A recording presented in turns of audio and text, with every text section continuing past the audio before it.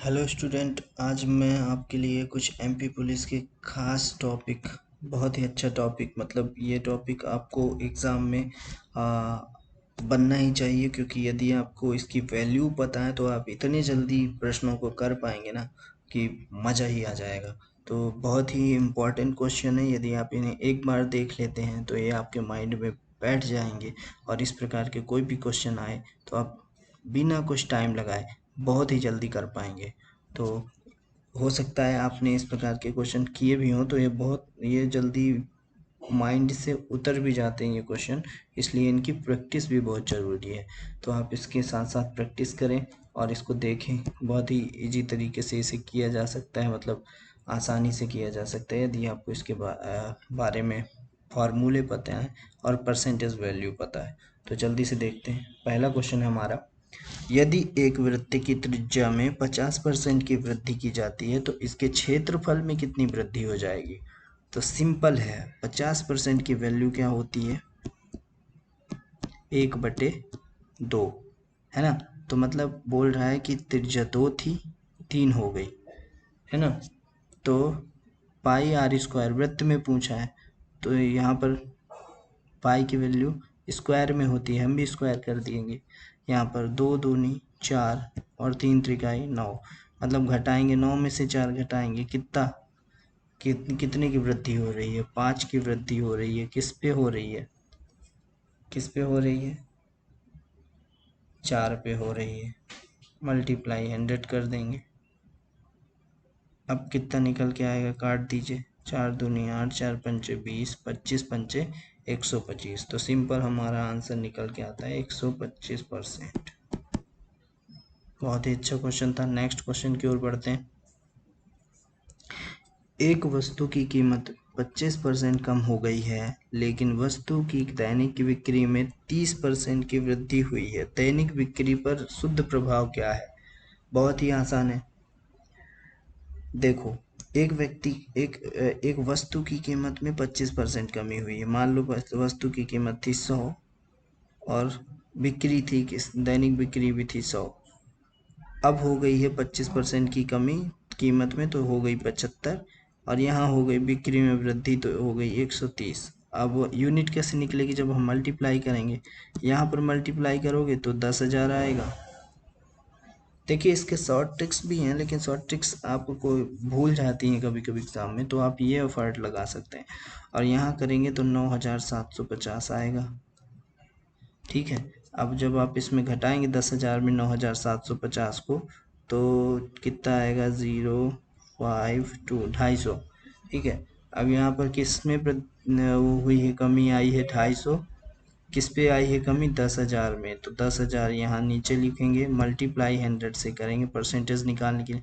देखो, 3 जीरो से 3 zero cut जाएंगे, 10 का भाग 25 में देंगे तो एक इकाई के एक अंक बाद दशमलव आ जाएगा, मतलब 2.5 का 2.5 मतलब होता है 2 सही 1/2%। तो यही हमारा आंसर आएगा। क्या आएगा? वृद्धि नहीं है, क्या हुई है? कमी हुई है ना, 10,000 से 9,750 हुआ है। तो दूसरा हमारा आंसर आएगा 2 सही 1/2% की कमी। नेक्स्ट क्वेश्चन की ओर बढ़ते हैं।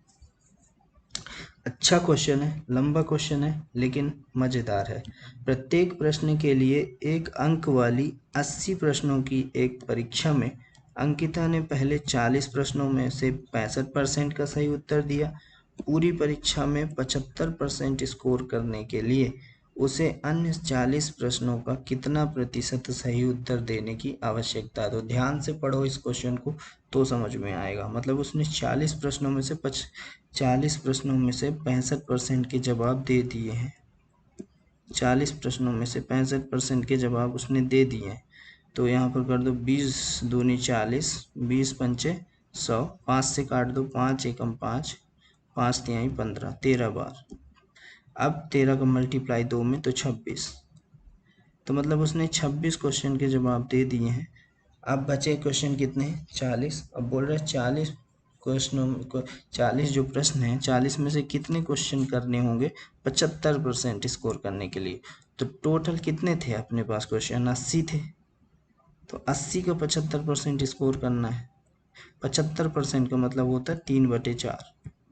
वैल्यू याद कर लीजिएगा क्योंकि वैल्यू बहुत काम आती है। यदि आप यहाँ 75/100 करेंगे तो थोड़ा सा बड़ी वैल्यू आपको बड़ा सा लगेगा, लेकिन जल्दी से कर सकते हैं। 3/4, 4 का भाग दीजिए, 20 बार जाएगा 80 में। अब यहाँ 60, 20 तिहाई 60, मतलब टोटल 60 क्वेश्चन करने हैं, लेकिन उसने 40 में से 26 तो कर दिए हैं। तो यहाँ पर घटा दीजिए, 60 में से 26 घटा दीजिए, 10 में से 6 गए 4 और 3 हो गया तो 34, मतलब उसको कुल 34 क्वेश्चन करने हैं। कितने में से? 40 में से। तो बोल रहा है अन्य 40 प्रश्नों का कितना प्रतिशत सही उत्तर देने की आवश्यकता है। कितना प्रतिशत में पूछा है वैल्यू हमको, किस में पूछा? प्रतिशत में। तो इसको थोड़ा सा मैं रफ कर देता हूँ, आप बैक कर लीजिएगा तो समझ में आ जाएगा आपको, ठीक है। यहाँ पर जगह कम है इस वजह से। अब देखो यहाँ पर सीधे डायरेक्ट एफर्ट लगाना है कि 40 का x%, क्योंकि हमने संख्या निकाल दी है प्रश्न की, 34 प्रश्न उसने करने 40 में से, तो कितना परसेंट है? 34 40, ठीक है। तो काट दीजिए, यहाँ पर मल्टीप्लाई हो जाएगा तो यहाँ पर 3400 हो जाएगा। 3400 बराबर 40x, ठीक है। काट दीजिए, 0 से 0 कट गया, 4 का मल्टीप्लाई, 4 का भाग दीजिए यहाँ, 4 अट्ठे 32, 4 पंचे 20, मतलब 85%। तो कितना परसेंट है? 34, 85% है। वैसे आप ये भी कर सकते थे, ये भी कर सकते थे इस तरह डायरेक्टली कि आप यहाँ लिखते 34 और नीचे लिखते 40 का कितने प्रतिशत है, ऐसा भी हो सकता था। तो यहाँ पर काट दी, 20 दूनी 40, 20 पंचे 100, 2 एकम 2, 2 सत्ते 14, अब 17 पना 85। तो सिंपल है, ऐसा भी है, लेकिन वो ट्रिक ज़्यादा सही है कि x% 34 है, 40 का x% 34। तो ठीक है, कैसे भी आप करें बस, बट आपको भूलना नहीं चाहिए एफर्ट। तो इसकी प्रैक्टिस कीजिएगा क्योंकि ये अच्छा क्वेश्चन था और इसी टाइप के क्वेश्चन पूछे जाते हैं। देखने में क्वेश्चन बड़े लगे लेकिन उसको बहुत ही आसानी से किया जा सके। तो एमपी पुलिस में कुछ ऐसे ही क्वेश्चन आते हैं। ठीक है, नेक्स्ट क्वेश्चन की ओर बढ़ते हैं। Question number 4। क्वेश्चन नंबर 4 क्या कहता है? यदि रवि का वेतन राजू के वेतन से 25% अधिक है, 25% अधिक है, तो राजू के वेतन रवि के वेतन से कितने प्रतिशत कम है? तो ठीक है, दो लोग हैं, एक है रवि और एक है राजू। तो रवि का वेतन राजू के वेतन से 25% अधिक है, तो 125, और यहाँ राजू के वेतन से, यहाँ राजू का वेतन 100। तो राजू का वेतन रवि के वेतन से किस प्रतिशत में कम है? तो देखो 25 में कम है राजू का वेतन। किससे पूछा कम है? रवि के वेतन से। तो नीचे 125 लिखिए और यहाँ मल्टीप्लाई 100 का कीजिए तो आपको प्रतिशत पता चल जाएगा। अब काट दीजिए, 25 एकम 25, 25 पंचे 125, 100 में भाग देंगे 5 का तो 20% आएगा। तो ये हमारा 20% आंसर है। ठीक, अच्छा क्वेश्चन था। नेक्स्ट क्वेश्चन की ओर बढ़ रहे हैं। अब देखो ये बहुत ही अच्छा क्वेश्चन लिया है मैंने और इस टाइप के ही क्वेश्चन आते हैं, आप ध्यान से देखिएगा क्योंकि आपको इस क्वेश्चन में करने में आपको इंटरेस्ट भी बढ़ेगा क्योंकि अच्छा क्वेश्चन है। एक गांव में 60% परिवारों में से प्रत्येक के पास गाय है, 30% परिवारों में से प्रत्येक के पास भैंस है और 15% परिवारों में से प्रत्येक के पास गाय प्लस भैंस दोनों ही हैं। तो गांव में कुल 96 परिवार हैं, कितने परिवारों में गाय भैंस नहीं है? पूछा है नहीं वालों की संख्या बताइए।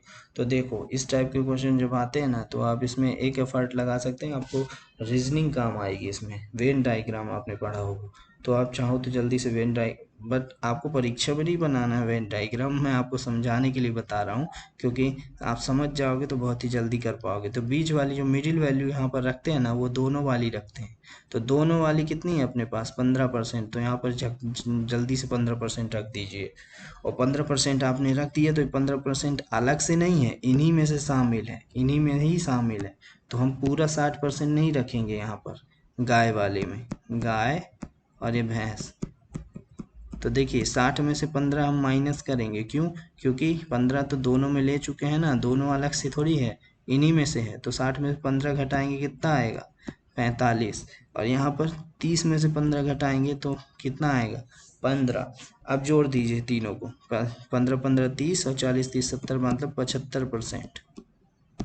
75% लोगों के पास गाय भी है, भैंस भी है और दोनों भी हैं, और टोटल होता है 100%। अब बचा कितना, टोटल में से 75 तो हो गए, लेकिन 25% के पास तो कुछ भी नहीं है ना, तो वही पूछा है कितने परिवारों से प्रत्येक के पास भैंस, ये कितने परिवारों के में गाय या भैंस नहीं है ना। तो 25% की वैल्यू क्या होती है 1/4, 1/4 होती है ना। कैसे 25/100 लिखेंगे तो काटेंगे तो क्या 1/4 ही आएगा ना। 25 से कम 25, 25 चौके 1/4। तो आप निकाल दीजिए टोटल कितने परिवार हैं गांव में, 96 परिवार है। तो 96 का 1/4 निकाल दीजिए, 4 दूनी 8 और 4 चौके 16। तो देखिए कितने जल्दी हमारा आंसर आ गया 24। तो आप वेन डायग्राम मत बनाना परीक्षा में, आपको मैंने समझाने के लिए बताया है। आप यदि ऐसे समझ जाएंगे तो बहुत ही जल्दी आप एफर्ट लगा पाएंगे। तो ये आपका आंसर होगा 24। नेक्स्ट क्वेश्चन की ओर बढ़ते हैं। नेक्स्ट क्वेश्चन भी सिमिलर प्रीवियस क्वेश्चन एक हमने जो पढ़ा है अभी उसके जैसे ही है। ए की आय बी की आय से 10% अधिक है, मतलब दो हैं ए और बी, वो हमने जो पढ़ा था रवि और राजू वाला, वैसे ही क्वेश्चन है, रिपीट हो रहा है तो आपको इससे फ़ायदा भी है। ए की आय बी की आय से 10% अधिक है, मतलब 10% अधिक है। 110 है ए की आय, बी की आय है 100। तो बोला बी की आय ए की आय से कितने प्रतिशत कम है। बी की आय किससे पूछा है, जिससे पूछा है कितनी कम है वो नीचे होगा, कितनी कम है ए की आय से। ए की आय कितनी 110, कितनी कम है 10 कम है, परसेंटेज में निकालना है तो 100। ठीक है, अब काट देंगे, काट देंगे, 0 से 0 कट गया, 100/100/11, 100/11। अब 100/11 100 में भाग देंगे अगर 11 का, ऐसे कर दीजिए, 11 नहीं 99, एक बचेगा। तो परसेंटेज वैल्यू क्या आएगी 9 सही 1/11%। इसके ऑप्शन नहीं है लेकिन उत्तर यही होगा, आंसर यही है 9 सही 1/11%। ठीक, बहुत इजी क्वेश्चन था। हमेशा थोड़ा सा गड़बड़ कहाँ हो जाती है, जब यहाँ आप नीचे वैल्यू गलत कर देते हैं। तो क्वेश्चन ध्यान से पढ़िएगा, किससे पूछा, किससे तुलना पूछी है। तो ए की आय बी की आय से 10% अधिक है, तो बी की आय ए की आय से कितने प्रतिशत कम है, तो ए की आय नीचे आएगी। ठीक, ये याद रखिएगा। नेक्स्ट क्वेश्चन की ओर बढ़ते हैं। यदि राम श्याम की तुलना में 16 सही 2/3% अधिक कमाता है तो श्याम राम से कितना कम कमाता है। अब देखो ये 16%, क्वेश्चन पिछले क्वेश्चन जैसे ही हैं, लेकिन यहाँ पर वैल्यू रख दी है 16 सही 2/3%। तो आप थोड़ा सा, आपको यदि याद नहीं होगा तो ये मिक्स फ्रैक्शन देख के आप घबरा सकते हैं, लेकिन घबराने की ज़रूरत नहीं है। यदि आप जानते हैं, आपने थोड़ा भी पढ़ा है तो एफर्ट लगा सकते हैं आप। 16 को मल्टीप्लाई कीजिए, 16 त्रिक 48, 48 और 2 50, 50/3 हो गया। मल्टीप्लाई कर दीजिए 1/100। अब 50 से कम 50, 50 दूनी 100, मतलब 1/6% होती है इसकी वैल्यू। कितनी, 1/6%। तो यदि राम श्याम की तुलना में 16 से ही 2/3% अधिक कमाता है, मतलब राम है और श्याम है, तो श्याम की तुलना में श्याम 6 कमाता है, तो ये एक ज़्यादा कमाता है, कौन, राम 7 अधिक कमाता है। तो श्याम राम से कितना कम कमाता है, श्याम राम से 1 कम कमाता है, किससे, राम से। तो राम की वैल्यू नीचे आएगी, मल्टीप्लाई कर दीजिए 100 का, तो ऊपर 100 और नीचे 1 सेकेंड, हाँ, ऊपर 100 नीचे 7। तो आपका आंसर आ जाएगा, भाग दे दीजिए यहाँ पर, 7 एकम 7, 7 एकम 7, 7 चौके 28, नीचे कितना शेष फल आएगा रिमाइंडर 2। तो इसको आप लिख दीजिए 14 सही 2/7%। तो यही आपका आंसर होगा। देखिए कितनी इजी हो गई वैल्यू, मतलब किसी हमारे बहुत, इस समय तो खैर कंपटीशन बहुत ज़्यादा है, इसलिए स्टूडेंट बहुत पढ़ते हैं, लेकिन कुछ मेरे जो ऐसे स्टूडेंट होते हैं जो डायरेक्ट अभी अभी स्टार्ट किए हैं, तो उनके लिए ये महत्वपूर्ण हो सकता है यहाँ पर कि कैसे परसेंट वैल्यू फाइंड की जाए। तो मैंने कुछ शॉर्ट में बताया है और आगे मैं पूरा वीडियो बना दूंगा परसेंटेज का, ताकि आपको इजी हो जाएगा। तो आप कुछ वैल्यू याद रख लेंगे तो आपको इजी होगा क्वेश्चन जल्दी से अटेम्प्ट करना। और जैसे आप ट्रिपलेट याद रखते हैं ना, तो वैसे परसेंटेज की वैल्यू भी याद रख लें। तो यहाँ पर होगा 16 सही 2/3% का मतलब होता है 1/6%। ठीक, तो ये हमारा आंसर कितने जल्दी निकल के आया, 14 सही 2/7%। नेक्स्ट क्वेश्चन की ओर बढ़ते हैं। बोला है एक संख्या के, ये भी मजेदार क्वेश्चन है, देखिए बहुत अच्छे अच्छे क्वेश्चन लिए मैंने। एक संख्या के 65% उस संख्या के 3/4 से 21 कम है, तो संख्या बताइए। अब देखिए यहाँ पर 65% और 3/4, तो 3/4 अब आपको नहीं पता होगा ना, तो आप थोड़ा डाउट में आ जाएंगे। बहुत ईजी है, 3/4 क्या होता है, 75/100। अब इसे काट दीजिए, किससे कटेगा, 25 से, 25 × 3 = 75 और 25 × 4 = 100, 25 × 4 = 100 मतलब 3/4 वैल्यू। तो वही तो दिया, 3/4 से 21 कम है, मतलब 3/4 कितना हुआ, 75%, और माइनस करो कितना, 65%। कितनी कम है, 21 कम है। तो यहाँ 75 में से 65 घटाएंगे, कितना आएगा, 10%। 10% की वैल्यू कितनी दी है, 21। तो 100% की कितनी आ जाएगी, एक जीरो और लगा दीजिए, 210। तो यही हमारा आंसर हो जाएगा। बहुत बढ़िया क्वेश्चन था, और ये आसान नहीं होते जब इस प्रकार के जब इस संख्यात्मक नहीं दिया जाता और ऐसे क्वेश्चन पूछ दिए जाते हैं ना, तो थोड़ा सा माइंड काम करना बंद कर देता है कि ये पूछा क्या है। देखिए कितना इजी क्वेश्चन था, और यहाँ पर इस तरह से यदि लिखा हुआ न्यूमेरिकल वैल्यू नहीं रखी तो थोड़ा सा डिफिकल्ट हो जाता है, तो ध्यान रखिएगा।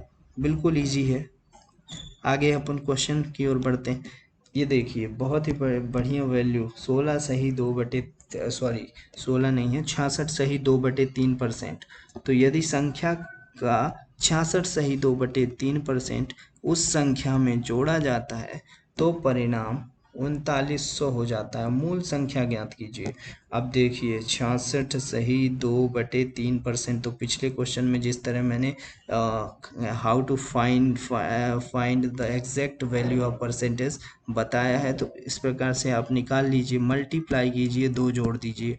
तो 30×18, 66 में 3 का मल्टीप्लाई, 30×18 1, 30×18 = 19, 198 प्लस ऊपर वाला जो न्यूमरेटर है उसको जोड़ दीजिए, बट और डिनोमिनेटर को सेम ही रखिए। ठीक है, तो 198 मतलब हो जाएगा 200/3, है ना। तो 200/3, अब देखो नीचे, अब यहाँ पर देखो 200/3 मल्टीप्लाई 1/100, तो काट दीजिए, 100 एकम 100, 100 दूनी 200, मतलब 2/3। सीधे सीधे इसका मतलब ही है 2/3। 66 सही 2/3% का मतलब है 2/3।